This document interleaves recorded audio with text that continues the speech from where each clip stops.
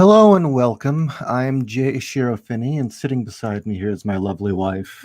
Kat Rocha, the night editor. And this is not going to be our standard lighthearted freewheeling fare that you're used to. This show is going to be a bit different in that I think there's a fair amount of things that need to be said, and this was kind of spawned from a conversation we had earlier this afternoon. Reassessing, now that we are here in Arizona, reassessing 01 Publishing, the future of the company, and the future of my career for that matter.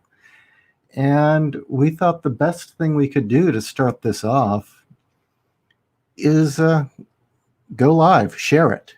There is a number of things that we have kept very quiet on. And at this point, I think it's better heard than kept quiet. Yeah, definitely things that have been going on for the past couple of years, things in the industry, things behind the scenes, and really, I mean, other authors have come forward and said their piece about this subject matter, so we're definitely not the first, but I don't think that we're going to be the last. And just point blank, the decision to come clean and just state things as they are were directly inspired by, I consider him a friend, we haven't talked to him in a very long time, but author Nick Cole, who we had the pleasure and honor of meeting about a year ago. No, longer than that, 2 years ago. And the fact is that at one point in his career, he thought it was all over. He had written something that his publisher decided just wasn't acceptable. And because he had a story element that the publisher didn't like, it wasn't a simple issue of change it. It was a simple issue of you'll never work in this town again. And what was that simple issue? He was making fun of how lightly abortion's taken in our culture right now. And there was a spoof reality TV show in his story where a Kim Kardashian character was going to get her abortion live on air for ratings. And the publisher felt that this put abortion and women's rights in a bad light, and therefore he should never be published again. They killed his contract, they blackballed him, and he really thought it was over. And he came clean, and he picked himself up and moved on. And now he is wildly successful. He has tons of books that fans, not industry, fans adore. And, you know, Nick is just an amazing guy. And yes, John Stephen Walsh, he is one of the nicest people in the world. He really is. And he definitely is someone I have a great deal of admiration for. The fact that he was up there with a New York publisher and he had every reason to believe he was done with. And no, he picked himself up, kept on moving, and he's better for it. And we've been down our own path since 2016. And for the most part, we've been very quiet. We've chosen just not to say anything at all. And at this point, we came to the determination we needed to speak. There's a lot going on with this company. For those of you who have been following 01 and my career for quite a while, you might have noticed that for a company and for a creator who were just completely barreling ahead with nothing but forward momentum and growth and profits that were frankly better than they ever had been, there had been a lot of weird faltering going on. And, you know, we usually chalked that up to things like, you know, we have to move, cats in school, things like that. But the truth is, that's only part of it. And the beginning, let's tell them where we were in 2016, when things were good. In 2016, the company, doubled the number of creators that we were working with and were publishing, and we're recording 2 or 3 other ones at the time. We were getting our first audio books. We were branching off into other industries. And we were going to more conventions than ever before. We were exploding, and it was a wonderful time. We were getting lots of coverage. Our books were selling great on Amazon, getting wonderful reviews. Mhm. And Kat had become an editor with one of the premier horror podcasts at the time, which was Pseudopod. We had a book that was nominated for a Stoker Award. Yes, we had a book nominated for a Stoker Award. We had an audio drama that almost got an Audie until Neil Gaiman swooped in. Well, we'll talk about that later. Really, seriously, if you've got that many awards, there's no reason to get another one. Stop it.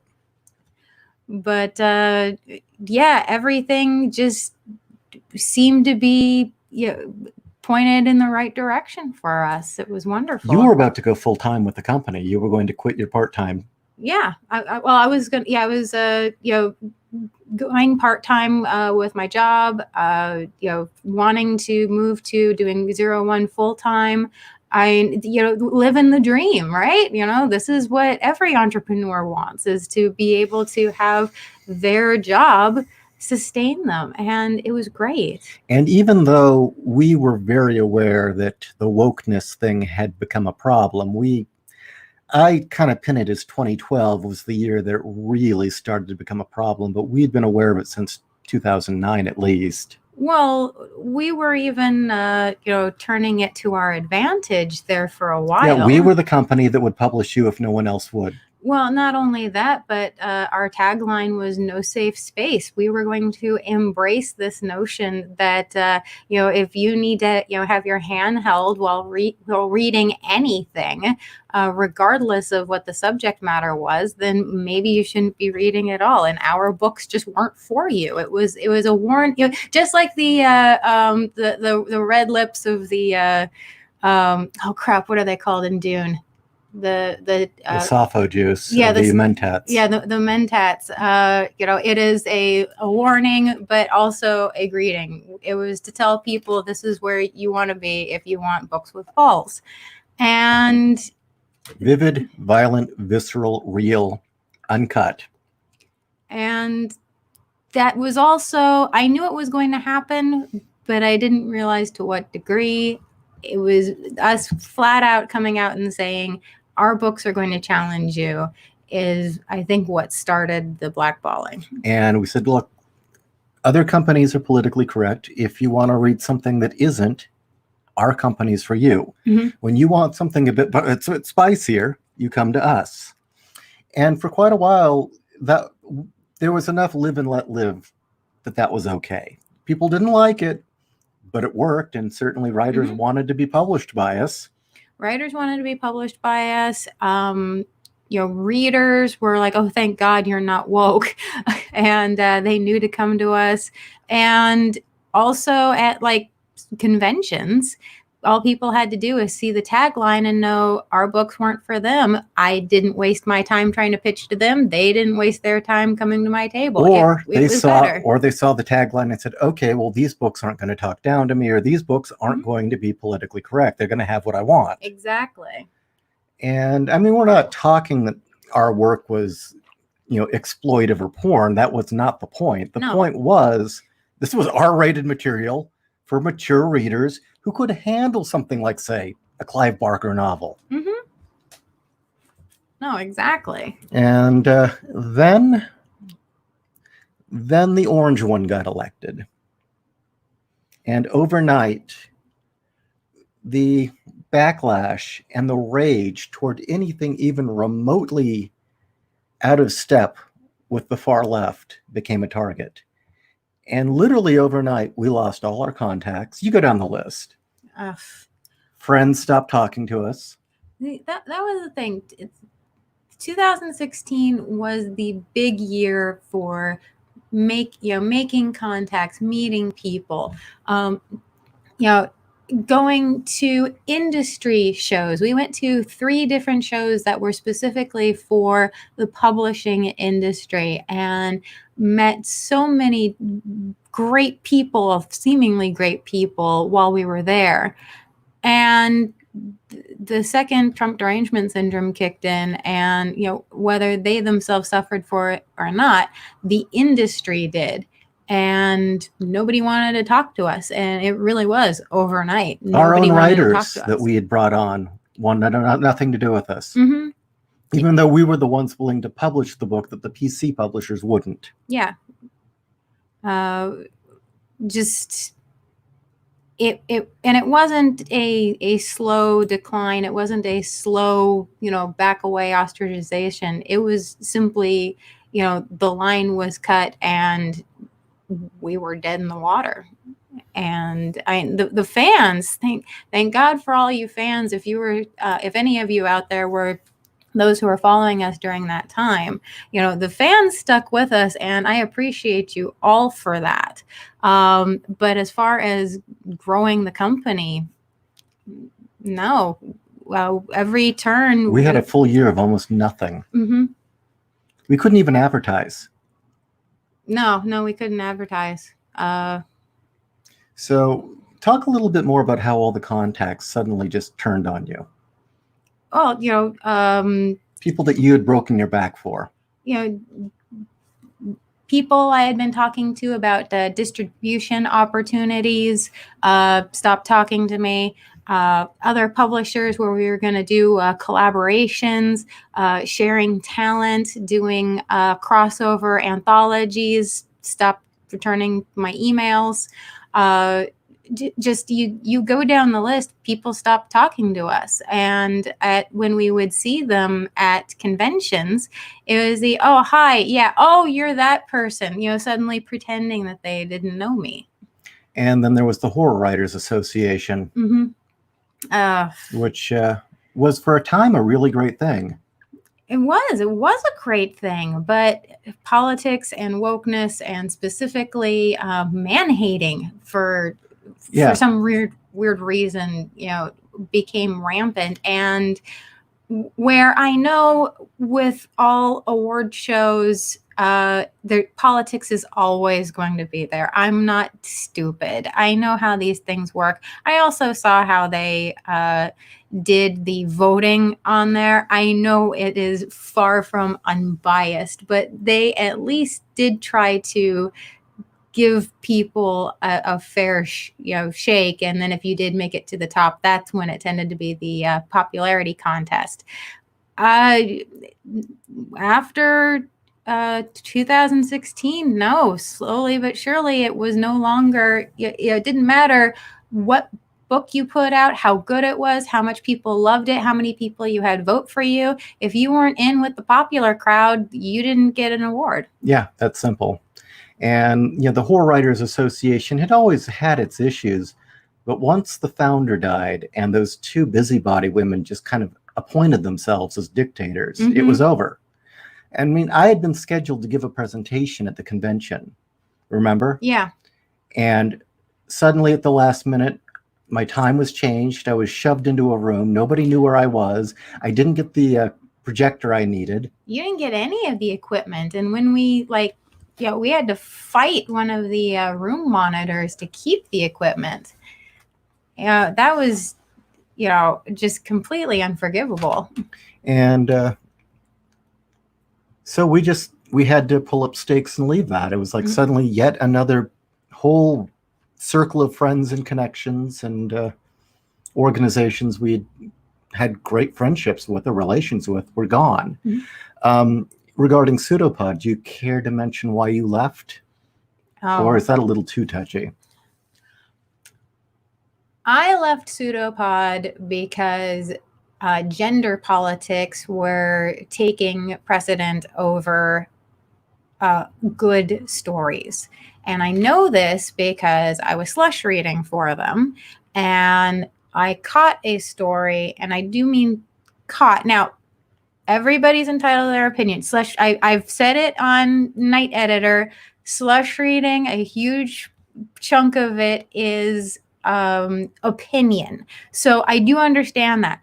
But no, this one story was just god awful. There is no opinion about it. The person had no business being published in a high profile magazine like Pseudopod, at least at that point in their career. Maybe after they'd honed themselves, but not that story.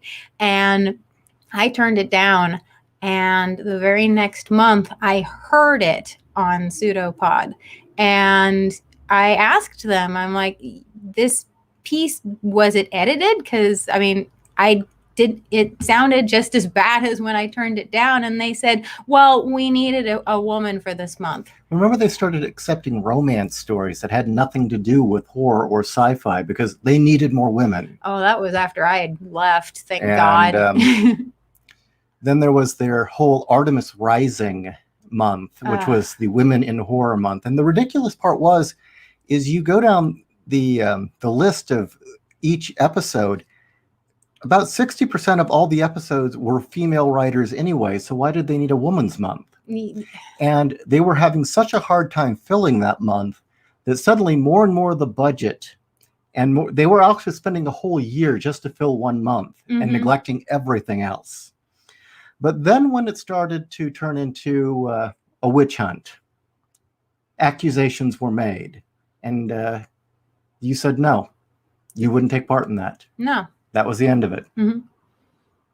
And of course, they didn't like you when you flat out said, we already published tons of women. Why do we need a women's month? Well, and you refused to participate. When Artemis Rising was first pitched, it was, was it Women's Month? I don't pay attention to that shit. And I hate that crap. You all know me. I hate that shit. But it's Women's Month and they were going to cash in on it. And I understand, jumping on something that's stupid. I mean, how many people jump on like National Pizza Day or National Taco Day or, crap like that. So, okay, fine. You're going to jump on National Pink Taco Month, fine. And I was asked to host one of the episodes.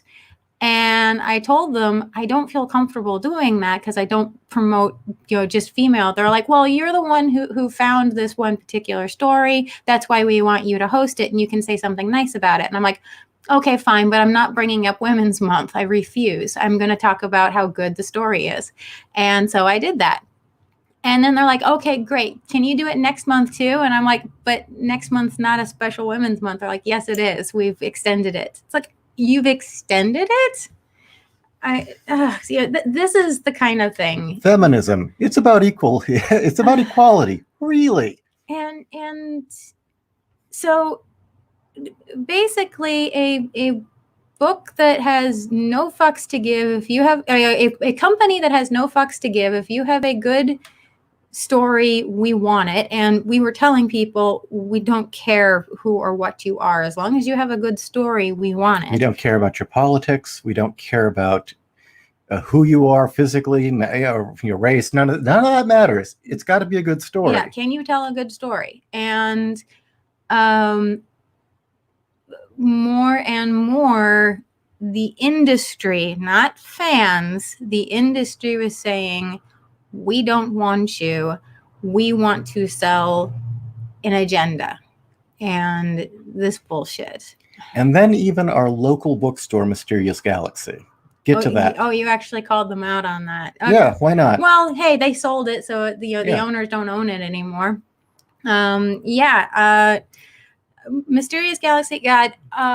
Okay, I have to say, had been one of the best bookstores in the country for sci-fi and fantasy. Had been one of the absolute best, and one of the I think the managers there, Rob is still there, and he is amazing. So Rob is not counted in what we are going to be saying because Rob stood by us every step of the way.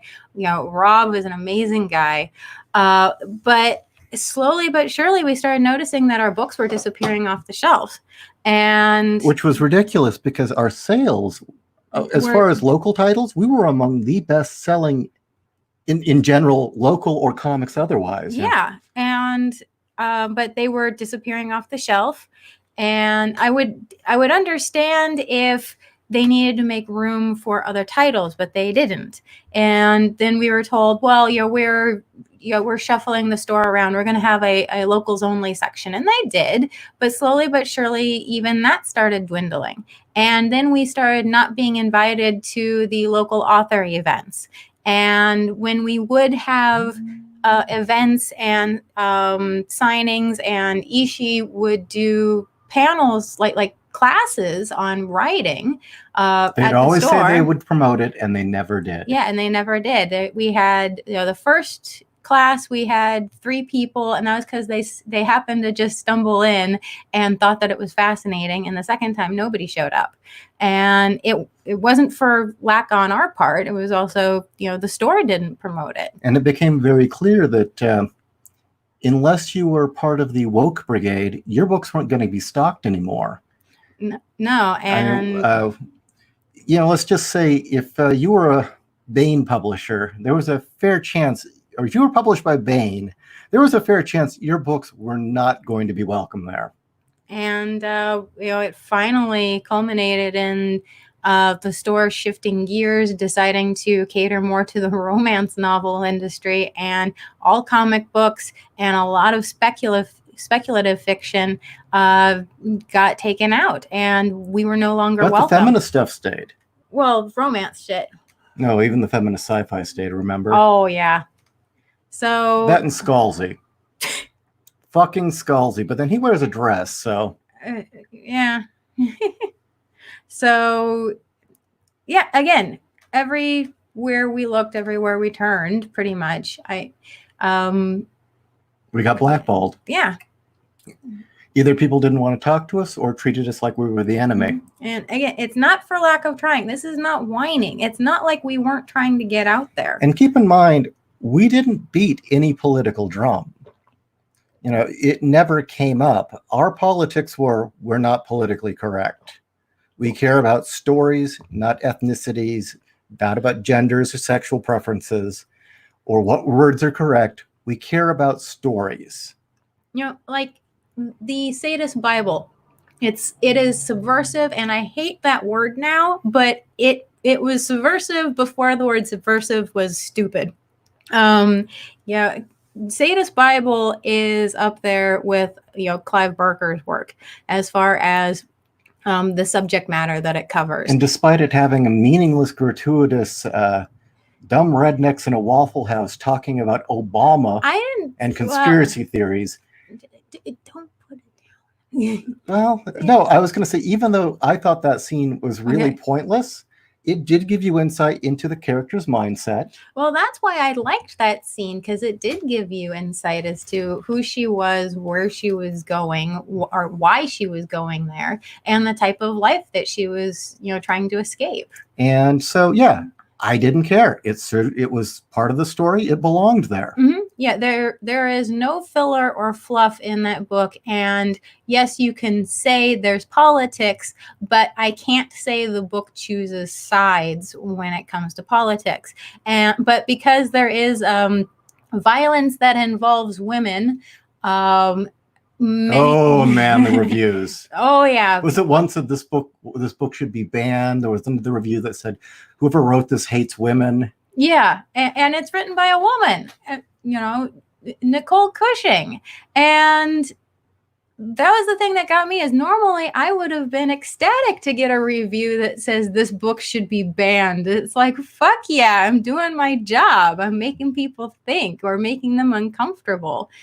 But instead, it had the opposite effect. It had exactly what they wanted, which was people didn't want to touch it. So, and then we had the second case file arc. And I don't want to get too deep into it, but do we talk about the fans? I mean, that was really the rough part. It was when fans. No, what might get us in trouble? I wish I could talk about this, but I can't.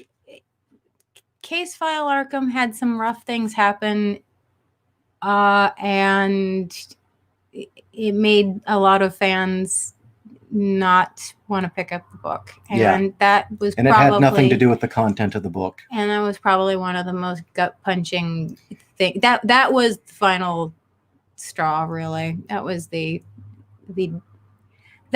glad I'm tearing up because it's still, you worked so goddamn. We all worked so goddamn hard on that, and it still hurts to think about that. I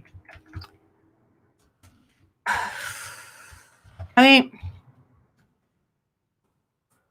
it'd be one thing if everything that I just talked about, or that we just talked about, all happened all at once in one big go, and it's like, okay, that year sucked, or okay, that 6 months sucked, or this period sucked. You get up and you move on. But this was prolonged. This was chronic, and quite frankly, Ishi is telling me that I am an optimist to a fault. And I hope that this is not one of those times. My true hope is that moving forward, we can rebuild. And that... What, friendships? No, not the friendships, the company. Rebuild the goodwill. I mean, I know that, all of you out there listening, you're here and you're supporting us, and you have my gratitude for that. And it's actually because of you guys that does give me hope that 01 can carry on. Well, that's one of the reasons we wanted to go live with this in general, was I think people need to know this is going on, but also to talk about where we are at as a company. I mean, we took a beating for about, 3 years straight? Mm-hmm. Yeah. Just scraping by, losing contacts, and bookstores that would carry us and people that would talk to us.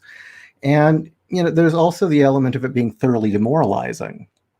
And you go from making enough money to look at possibly Kat leaving her part-time job to barely, are we going to close our doors? Are we done?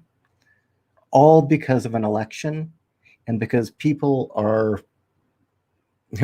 well, let's say love clearly doesn't trump hate. No. No, it does not. Peace, love, and understanding only for those who absolutely agree with the woke point of view, apparently. Mm-hmm. Everyone else, well, you're less than human. And when that happened, we're still struggling. I mean, getting back on our feet, leaving California and escaping the taxes of California was a big step forward. Mm-hmm. That opens all sorts of possibilities. But on top of that, I've left comics. I'm going to focus entirely on my prose writing, but I feel like I'm starting my career all over again. And we're rebuilding the company from scratch. I mean, where do we start? We're kind of back at square one. We have zero contacts in the publishing business for the most part. We know some writers, but we don't know them well other than Nick. Mm-hmm. He's about the only one who still talks to us. And how do we promote? Who do we advertise with? What shows do we go on? I mean, it seems like the entire landscape that we knew is hostile now and wants nothing to do with us. Oh, it's completely 100% changed. Yeah. And so on that level, yeah, we're going to move forward. I think at this point, we're kind of looking around and saying, how do we do it? We'll figure it out, I'm sure. Are we going to have to spend another 5 years going from zero to get to where we were only in 2016? Is it going to take that long to repair the damage? I mean, we're sitting on an anthology that's done, and also an audio anthology with A-list writers on it that both had to be mothballed because of lack of funds, and frankly, because we didn't know what to do. Mm-hmm. Who are we going to promote with? Who are we going to talk to? How are we going to even let people know the damn thing existed? Exactly. I mean, we've got certain writers and certain anthologies who don't really want anything to do with this now. How do we get them to promote their book? Seriously, what do we do? And it seems thoroughly asinine that something as simple as saying, look, we're not politically correct. We don't care what your stance is. The story's got to be good. We don't care about diversity hires and nice words. And we don't have ball pits or safe spaces. Yeah, we're not going to publish stories that stop in the middle to tell us about intersectionality and communism. Yeah. Is enough to turn you into an enemy. So I figured the best thing we could do is go live and just be thoroughly upfront with our fan base. You know, why has it taken so long? Why has it taken so damn long to get something to you? I mean, we had so much momentum behind us. And again, Case File Arkham Volume 2, we were lucky we got that done in time before everything collapsed. Otherwise, I think we would have been utterly forgotten by now. And really, it was Comicsgate that revived that book. If it had not been for Comicsgate before that imploded, I don't think anyone would have known that book came out. Shit, Comicsgate. And that was the other thing that was thoroughly demoralizing, is for a brief moment, Comicsgate looked like, finally, we're going to have a parallel industry rise up, get their shit together. And it's all fallen to infighting. And it's like, I'm not going anywhere near that. Yeah, even worse than politics is just simply my side, your side. Yeah, it's like, I don't even know who's okay to talk to without becoming someone else's enemy strictly for talking to them these days. It's pointless. I don't understand it. I feel like not even being in high school, it's being in elementary school again, where you have like, little, you send your friends out, it's like, so-and-so said, so-and-so said, so-and-so said this. It is. I mean, who was it we were talking? Oh, we shouldn't name names. No. We were talking to someone rather noteworthy recently who flat out said he just can't talk to anyone online anymore because to do so, he first has to go through about 2 or 3 weeks of Twitter bullshit to figure out who hates who. I Spy Guy says, your boy Zach is still constant. That is very true. Your boy Zach has always been constant. I wish I had his skills for promotion. I think if I had his promotion skills, I'd probably be doing fine, but I'm just not as likable as him. Seriously, he's got something I don't, and I don't know what it is. Maybe he was a Marine, or was he airborne? Oh, he's got a level of no fucks to give I can only aspire to. Yeah, but he's lovable when he does it. My no fucks to give turn people off, make me unlikable. People like it when I have no fucks to give. Which is why I try to encourage it. So, I know you've got more. I've said my piece about where I'm at and that I'm writing my novel. Progress is amazing. I have no worry at all about this novel getting done on time and it being great. I feel it's one of the best things I've ever written. The problem was when I sat down today and decided to take a good hard look at the other side of the game, the distribution, the marketing, the promotion, the finances, and realizing I have no idea what I'm doing. I mean, I can learn it, I guess. I used to handle the promotion, but the field has changed so much. I don't even know where to start. And in terms of Comicsgate, I felt I had that down pretty well until everyone started hating each other, and promoting might get you in a fucking war with someone. Really, it's the promotion and getting the books out there again and getting them in people's hands. That's really the big thing. I mean, we can make the books. That's not the issue. It's how do we let people know they exist? I've got my handful of, I don't know. I assume there are about 2,000 people, if they're made aware of the product, that will buy it. That seems fairly consistent. About 2,000 readers will always buy my stuff, but they've got to know it exists. Very true. Very true. Should we go over these comments, or do you have? I feel like you've got more to say. No, I mean, come on, you were getting angry. When? Earlier, before we turned the mic on. I think there are things that still need to be said. Do you want to give me a hint? Because I think I've said all I am. Your sin was greater than mine. It was that simple. Your sin was greater than mine. What, that being, I'm a female traitor? Yeah. I mean, okay, so I'm mixed race. You know, I'm half white, so I'm already evil, right? And I'm not even one of the preferred minorities. So, you know, I'm evil through and through. I was easy to write off. And so I was ignored. There's real venom towards you because you wouldn't participate in the witch hunts. You wouldn't do the backbiting and rumor mongering, and you wouldn't engage in the online man-hating. No, I wouldn't. And I feel like that needs to be talked about.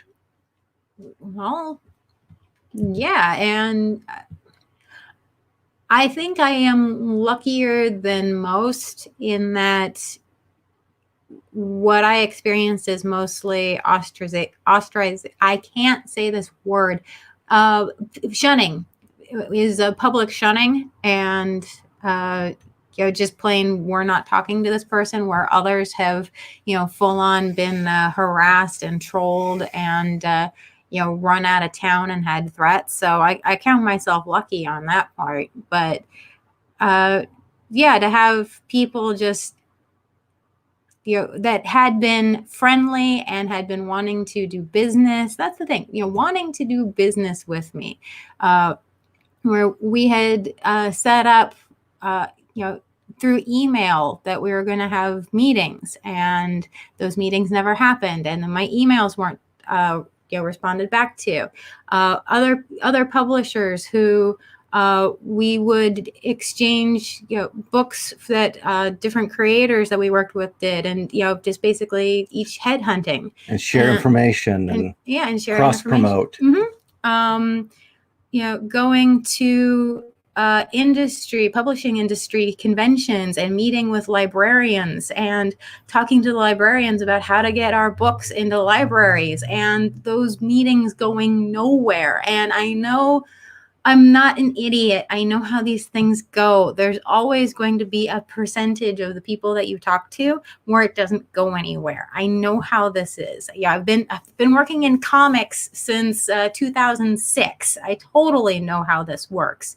But when it's every door, every person, every contact, or when it was a very well-known A-lister who she invited us up to her hotel room and spent an evening with us and hung out and introduced us to her husband, and we had a really great time and we were friends. And the moment you told her, she emailed you and said, now's a great time for women to really get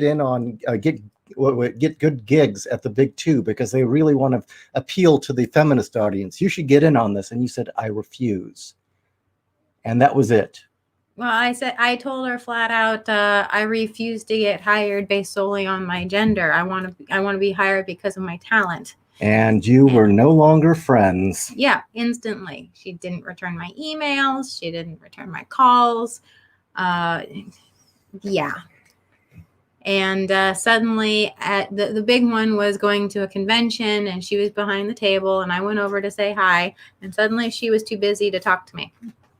Coward. She at least could have said something to you personally. She could have. She didn't. So should we do comments? Yeah. Wait, actually, no, there is one more. There is another thing to bring up. Okay. Another thing that became difficult is we used to rock the convention circuit. Yes. That used to be one of the places we made a huge chunk of our money. I mean, you always hear from comics creators, oh, conventions are a loss. You never make money at a convention. We made money at conventions. We always made money at conventions. We wouldn't do a convention if it was a loss. Mm-hmm. And she had it down to a formula of how many days, how many books, position, and she had it down to how to make money. And suddenly it was getting harder and harder to get prime spots. We were always getting shoved farther and farther in the back, or in places where no one was going to be, or where you wouldn't put a publisher. Mm-hmm.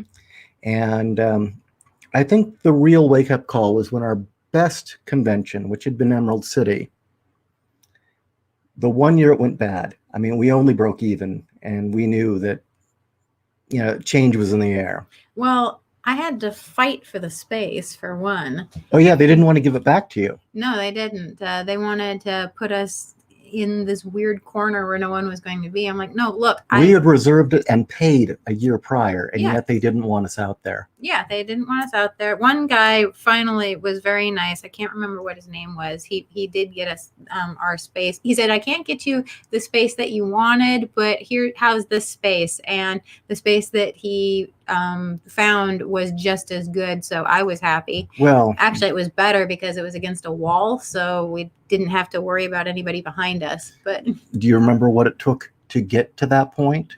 What, negotiating with him? I know it was a lot of back and forth and 2 phone calls. Well, I don't think, see, when you're in it, you don't have the perception of it happening. No. You were venomous to the point of, I have not seen you that mad since, was it Small Press Expo, where you jumped over the table and nearly punched that guy because he went through the cash box. Wow. You were that angry. And that's why they finally let you talk to that guy, because no one else wanted to deal with you because they were scared of you. Yeah, okay. That's why it happened. It wasn't he was being nice. They were terrified. Well, he actually came up to me in person to make sure I was happy. Yeah. But it was that, and that was the year that you had brigades of SJWs going, from booth to booth, harassing people. And harassing over content, insisting covers get covered up if they were offensive. Yeah. Oh, well, that's too sexual. That's demeaning to women. You need to cover that. And thankfully, they didn't come directly to our booth, but they did block out the row that we were in. So there was a good half hour every day where people couldn't get into our row. There were the signs all over the place encouraging cosplayers that if you feel objectified, report it. Then there was something else going on where people weren't buying, just in general. Yeah. I think it was there was a good majority of convention goers that were looking for all the free stuff, and they kept saying, "Is this free? Is this free?" And when you say no, I can tell you why they weren't pissed. buying. I can tell you exactly why they weren't buying. Because in years prior, it was always the graduate students and the engineers from Boeing that would show up and buy everything from the table. Remember? Yeah. And then some of the video game guys that were from Microsoft, would also just show up and buy everything. Actually, one year I did a little fan art poster of GLaDOS, and Valve loved it, and they purchased it to put up in their offices. So that made me very happy. Yeah, Valve liked our stuff. But what happened was that year, that was the year that they had the various mixers and seminars where it was no white men. You're right. They had those safe space rooms where no white men allowed. You're right. That was the year they decided that they were going to have mixed gender bathrooms only. That was oh God, that was horrendous. That was awful. Wasn't it like some little girls got freaked out because a man went into like the quote mixed gender bathroom? No. What it was Patrick had gone into one of the bathrooms. Oh, okay. And an older woman saw him. He was going to the bathroom, and an older woman was in there, and he walked in, and she flipped out like she was going to get raped. Well, no, I also know that the other one you're thinking of is me. Okay. And what it was is I went in, I wanted to use the bathroom, right? I went to the urinal, and there are 7 and 8-year-old girls running up and down, playing and jumping, and I was like, I'm not whipping my dick out in front of a bunch of children. No. Especially little girls. Fuck no. And so I had to go out. I had to leave the convention center and go to Starbucks to actually use the bathroom. Shit. And then there was also the fact that they had the whole section that was LGBT only. Yes. And they also had those tables where they had the signs that saying women-friendly books, women-safe books, and my books, LGBT or trans character books only. Yep. And that is why sales were bad. It was a different demographic there. They were cosplayers and hipsters who really didn't care about comics. God, They only wanted free shit. we talk about cosplayers, and that reminds me of the last year we went to Long Beach Comic-Con, where it was nothing but, again, SJW hipsters and Cam girls. and cam girls slash amateur porn stars wearing costumes, and they full on like laid out on our table, destroyed destroyed product, and didn't even bother to say sorry or even ask that they could do that. And when we're like, hey, you gonna pay for this? They cussed us out and laughed. I mean, holy There's fuck. nothing like having some thought stick her fat ass on your table while you're trying to sell something. Yeah. So that she can promote her goddamn Twitch page or Twitch stream. And so that was the other thing, is that the demographics that they're bringing to the conventions and the environment that they've created at the conventions, it was like, this is a dead market. We can't do this anymore. No, This it's used to be hostile from all fronts. And that was our way. That was the number one way that we got around the fact that comic book stores wouldn't stock our product. Because frankly, comic book stores and Diamond never wanted anything to do with our books because they weren't standard superhero comics. I had 2 Diamond reps both tell me that they wouldn't stock our books because they're, quote, a weird shape. Now, yes, World War Kaiju is not standard in that the short side is the spine. It's a wide format book. Yeah, it's a wide format book. But 6x9 is the standard book size these days. Yes, it is a standard size. In bookstores like Barnes & Noble, that is the preferred size. And Diamond said, we don't stock that. It's like, yeah, you do. I can count like... And you showed them and they said, well, we're not doing it for you. So, yeah, it was just...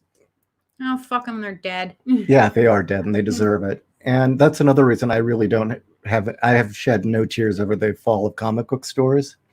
Because aside from like SoCal Comics...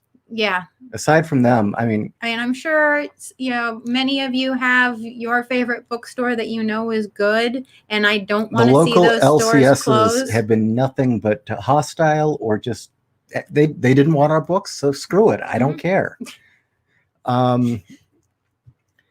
Furthermore, there were other stores such as Meltdown. It's okay, they're out of business now. Yeah. Meltdown in Los Angeles, one of the most successful stores at the time, just didn't feel like paying us. No. They'd take more product. They just didn't want to pay. And I wrote to them and I called them several times. They hung up on me twice when I called, and I wrote to them 3 times, twice by email, once by postal mail, and they didn't want to pay. So I really have no love lost there. I mean, we tried. We definitely tried. And, they kept saying, you got to support your LCS. Well, why don't they support indies? Huh? So, yeah. Again, I mean, how many times have I gone into a store and asked for FINNEY'S books and they're, we don't carry that. I was disgusted, but I'm trying to remember what store we were in where they said, we don't carry those books. It's like, yeah. What the fuck? So, yeah, I mean, I really, no love lost there. I mean, if they're not going to support indies, they kind of deserve what they get. So finally, I think that's where we find ourselves. Most of the markets we really soared in are no longer in existence. The conventions are gone. Most of the sci-fi bookstores and horror bookstores are gone. Distribution's questionable. We've got Amazon and we've got Baker and Taylor, and that's about it. Well, the press we knew was gone. The podcasts and the various horror shows gone. So, no, we're not leaving the game. No, we're not. We're going to sit down and reassess things, and it's probably going to take some time to make new contacts and rebuild. And getting to Arizona was a good first step because we're no longer under the thumb of California's taxes, which were another thing that were killing us because every year it was more taxes and new fees and fines.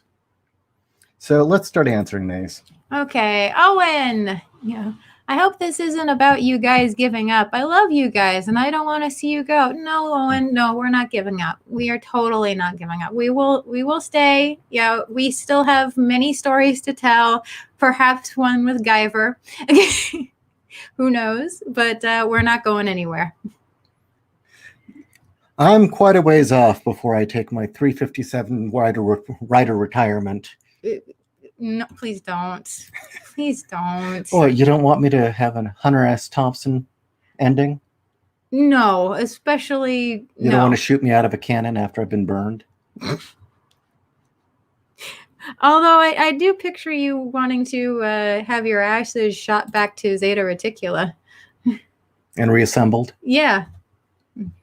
So, Elton, we are living a similar moment in Brazil. Our president also caused a derangement syndrome around all of the culture world, the comics included. People hate is cheap nowadays. Oh, geez. Wonder what happened. I'll fill you in on it's. She's more worldly than I am. Large, complicated geopolitical and local politics thing. Essentially, they're saying that a fascist and a sexist is going to use a fascist, sexist, racist who's going to drag them to a new genocide. It's just same old. It's what you expect. And essentially, the guy is a nationalist, not an ethnic nationalist, a Brazilian nationalist. Got it. Now, I'm sure Elton is sure I probably oversimplified, but he wants to put Brazil first, and he doesn't want to buy into all these bizarre. There's a very strong communist movement there. Oh. And he's kicking their ass. Got it. And when it comes to kicking a commie's ass, I'm all for it. I'm down with that. No commies, damn it. Commies suck. Commies are bad people. Yes. Communists are bad people. Maybe they're not aware of it, but they are.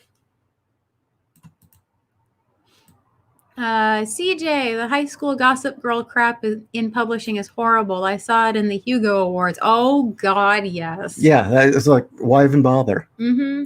Well, and especially when they decided they were going to replace, it wasn't for Hugo's, I don't think, replace Lovecraft's head with... yeah, that was the world fantasy. Yeah. It's like, why do I even bother with you people? You know, I'm not doing this for you. I mean, yes, a little trophy is nice, but not doing it for you. I'm doing it for the fans. CJ, that's why my webcomic will be read for free, because my art isn't good enough for people to pay for it, but I still want to tell my story and hopefully improve as I go. That is wonderful, Owen, because, yeah, put your stuff out there. Get people to read it, get yourself known, improve, maybe even get some critiques. That's wonderful. I'm so glad that you're doing that. Anime acid trip. Indies are like the punk rock of comics. I would almost agree, but right now it feels more like the Crips and Bloods of comics. Wow. Who would be Tookie Williams then? Oh, God. I don't know. Who's writing children's books? You know what? This is so off topic. Let's get back to it. Rabid Tycat, was this an overreaction to the Hugo fiasco? Not for us. We actually stayed as far away from the SFWA as possible, seeing that they were nothing but a cult. Yeah. We wanted nothing to do with them. We steered as clear as we could from them. Actually, we were... we were so glad at the time that the Horror Writers Association wasn't like that. And the thing is I've got what I think is one of the best short stories I've ever written, and I can't even get magazines to look at it. No, you could pretend that you're a Japanese girl. Yeah, exactly. I guess being mixed race, I still have that Irish last name, so therefore I've obviously have no idea what oppression is. Oh, no. No, I'm evil. So let's see. Let's see. Oh, I wanted to give a shout out to Rory. Hi, Rory. I'm glad you could join us. Again, we need to hang out and chat, dude. John Stephen Walsh. The left doesn't believe that stories are just stories, though you want to tell a good story. To the left, its good story is loaded with meaning that is problematic. Yes. Yeah, well, you look at Soviet art, if it wasn't furthering the goals of the party, it wasn't allowed. Very true. Hell, you look at China right now. Winnie the Pooh is banned. Yeah, Winnie the Pooh is outlawed in China. Why? Because people think that Winnie the Pooh looks like their president. Yeah. Well, Muslims also want Animal Farm banned for the same reason, or similar reasons. I thought it was because the pigs. Yeah, they don't like pigs. Yeah. That's simple. So, yeah. Okay. CJ, for prose fiction, you need to build an audience. Mailing list promotions through discount sites like BookBub is the best, but hard to get in with. Others are possible. You want to take that down? Actually, I am aware of BookBub. Do you think you could get your foot in the door with them? Yeah, I think so. Okay, BookBub. BookBub. And yeah, I think the mailing list just needs to be tended to more diligently. And I agree, John Stephen Walsh. The solution isn't an anti-SJW community. It's a non-political one. Folks who are open to any point of view as long as the aim is good entertainment. Yeah, I agree. That's why I think when I had my brief encounter with the rabid puppies crowd, it just didn't take. It just never went anywhere. Yeah? Well, we were talking for a while, and it looked like we started to create, I guess, acquaintances and just kind of know people. And then when it was very clear that we weren't really either side, we just wanted to publish good stories regardless of our politics. And I flat out said, look, I'm a libertarian. I don't see really the issue there, but because I don't know, it never went anywhere, remember? Yeah. It just kind of fizzled out because I guess we weren't really into the whole anti-SJW thing. We wanted to write books. Yeah, exactly. Let's see. All out of bubblegum. I don't understand how people can be so closed-minded. Your stuff is great, and you two are some of the best people that I've ever seen. Kat was awesome in dealing with my shipping issue. Oh, I'm glad I could help you. Definitely. Again, I love our fans, and I want to make you guys happy. So I'm glad that I was able to help you with that. So thank you. Chicken Sith, evening. Who are we lighting on fire tonight? Well, it was pretty much more of a confessional of our journey as a publisher with 01 in my career and where it's headed right now. As a kind of a quick review, we talked about how we were riding high in 2016, and then thanks to an election and derangement and ideological fanaticism, we nearly got ran out of town. Super Anime Gamer, regarding LCSs, I totally understand where you're coming from. You got to remember, though, you were in California, the craziest state.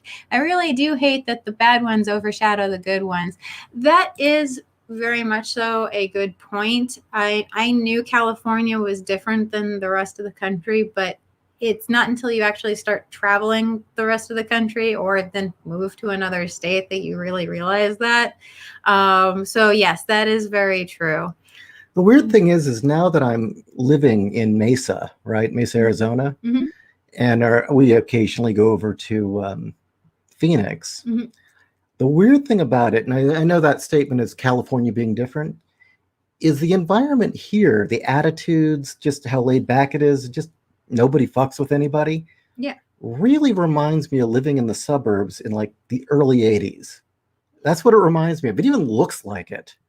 Well, with that said, I lived in the Inland Empire, mind you. I didn't live in LA. The area of Mesa that we live in has a huge Mormon population. So they are abundantly nice over here and abundantly helpful in every way. And I know it's not like that in other parts of Mesa. So, well, okay, there's the one area where the lowriders and the guns are fired, and yeah, we often see, you turn on the local news and there's a helicopter shot with lights and.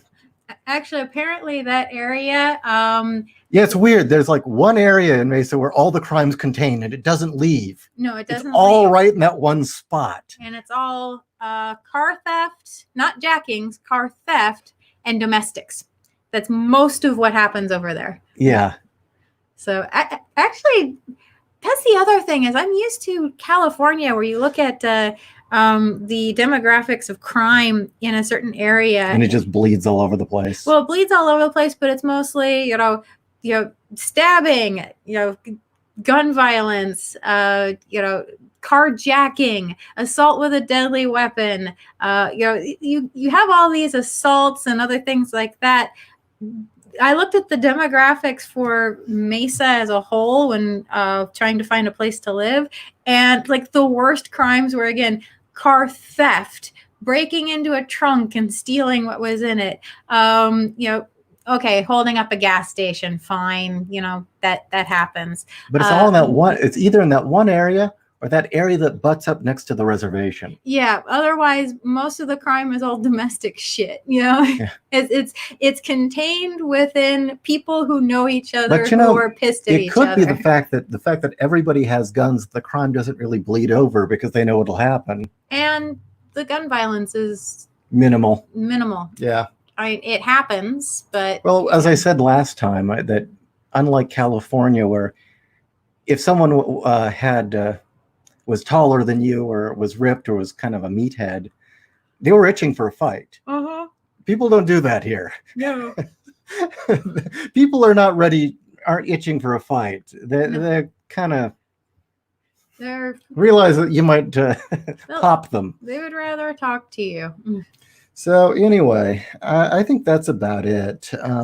If you guys have any questions or comments to wrap this up, we're going to wrap this up for the evening. But hopefully this was useful for you as well. Hopefully this gives you guys an insight to where we're at. No, we're not giving up. We're just trying to figure out what we'll do next. Mm-hmm. And that's kind of the kicker about the thing that really annoys me is while we're still trying to figure out what the hell we're going to do on the business end, creatively, I've never been more productive. I'm just cranking out material. I don't know. I've never written anything this quickly. And I've never been this happy with anything I've written. I agree. I mean, granted, every day when I'm finished, I think it's shit. But then I come back to it about a few days later and I'm like, oh, this is good. Which is a shorter span of time. Yeah. Usually it takes a couple weeks and a few rewrites before I like it. But let's see.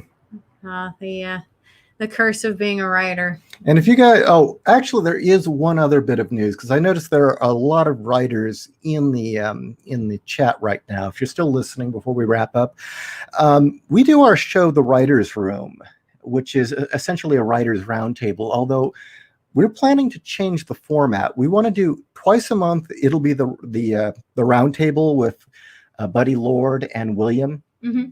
William Hastings. William Hastings. And then the other 2 weeks, we would like to do interviews with different writers to promote their books, talk about their technique, so that, in a sense, we get to talk to you about your technique and how you do it and how you handle the industry. But it also gives you a chance to, expose your work to new readers. Mm-hmm. So if anybody is interested in doing that, contact me. And just CJ, if you're in the chat, CJ Carell, I'm going to contact you. I've been checking out your Warp Marines. I like it. Nice. Okay. Is there any more comments before we go? Let's see here. I would love to publish with Peter Samedi. I've talked to him a little. I don't think he's really interested in what I'm doing. That's just put simply. I think Bombshell was maybe a little too spicy for him. And that's okay. And I'd offered Arkham, but again, he just didn't seem really. He has his own occult detective series. I don't think he was all that interested. If Samedi wanted one of our books, wanted to work with me, oh hell yeah! Drop of a hat, I'd drop everything and start working with him. I think he is the future of comics right now. Him and your boy Zach are probably what's going to save the medium in the United States, or at least independent comics. Well, I think the mainstream's dead. I don't. Oh, yeah. I don't think they can recover. No. And Peter, if you're listening, call me. Call me. Sorry. Let's see here. So I only recently discovered you guys. Your comics dissections are, God, I cannot read tonight. Primers. Our primers on how to write good stories. Glad to see you're soldiering on. What else could you do? Yeah, well, all right, let's get dark again. That's fun, right? Is it a good kind of dark? Yeah, I think so. Okay. What actually got me off my ass to dive into comics to begin with was years and years ago now. I almost 2 decades, Jesus. Almost 2 decades ago, I was a rather successful art director at a company doing skateware and trinkets and novelty items. And I was making very good money, and I didn't really even have to work that hard.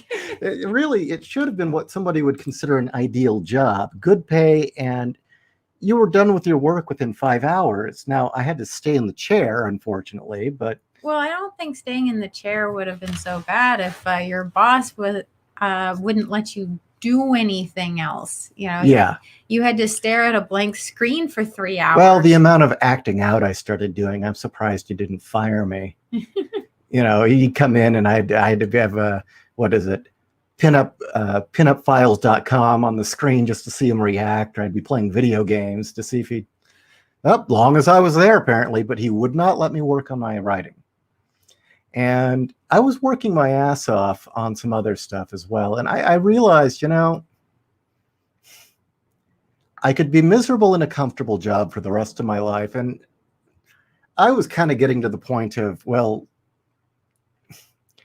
what is the point? Is this the rest of my life? Waking up every morning, being an art director, playing video games until I get off work and going home and seeing my wife for a few hours. It didn't really feel like living. And then I tried to do both comics and keep the job, and I ended up falling asleep at work constantly.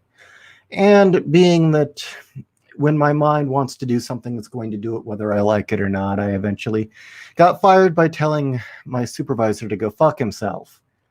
Now, I've got to say that probably subliminally I wanted to be fired. I think I kind of purposely got myself into that situation. I could have handled it better, but that was kind of, I stopped and I said I could be miserable the rest of my life and make decent money, or I could work my ass off doing what I want and at least be happy.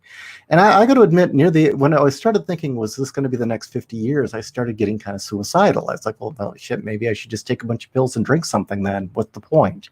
Why live? And that was really the motivation to say, you know what, screw it. I'll just make comics and work my ass off and be good at it. And I think I did a good job at it, but the landscape's changed, and I think it's that time in my life to sit down and start writing those novels I've yet finished. And I'm glad you're doing it. So is there any others?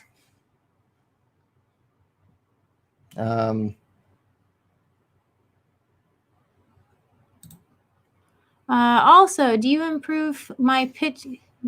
How do improve my pitch for comics I'm working on? Is it trying to break it down or the pitch itself?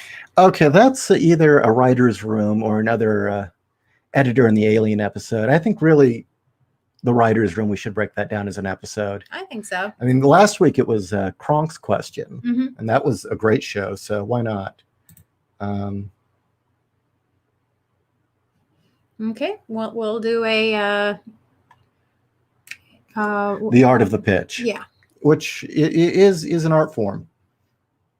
All right. Okay, John Stephen Walsh. People who make any headway at all in the industry have little choice but to work. If they could bail out for something else, they would have long before they got published. No, I think I would do it if I was in a box with a typewriter. I would probably have gone the Philip K. Dick route of literally at one point in his life living in a cardboard box with a typewriter. I'm kind of compelled to do this, and never worked well in a office environment. I've inevitably gotten fired from just about every job I've got, except when I was working in publishing for comics. So yeah, I don't play well with others, or at least supervisors. All right. Thank you for joining us. I hope that this was useful for you. No, we're not giving up, and I No. think this was cathartic to some degree. I think so. Thank you for joining us. Thank you all very much. And again, thank you all for supporting us. At this time, I would like to say that all of Ishii's stories are available on Amazon in digital format as well as in print. So if you would like Case File Arkham, World War Kaiju, Utopiates, it's available digitally for download right now. Super Anime Gamer, we actually do not erase our podcasts. We leave them for people to listen to. The Writers' Room airs at 8 o'clock West Coast time, which is ridiculously late. If that's too late for you, I would recommend just listening to it on the rebroadcast the next day. It's on the site, never goes anywhere. I've even got a playlist of all the Writers' Rooms to make it easier to access. But yeah, Thursday, 8 o'clock, California or West Coast time, until daylight savings and Arizona has a different time zone again. And I would also say that if you're interested in any of my work right now, a great friend of mine, Bill DeFries, died. He best is known as the voice of Bob the Builder, but he was an amazing audiobook reader and audio drama director. He was the protege of some of the Firesign Theater guys. He had done all sorts of things, everything from Judge Dredd to the X-Files audio dramas. And he made the Titanium Rain audio drama with me and allowed me an incredible amount of freedom to keep it true. And it is my preferred version of the story.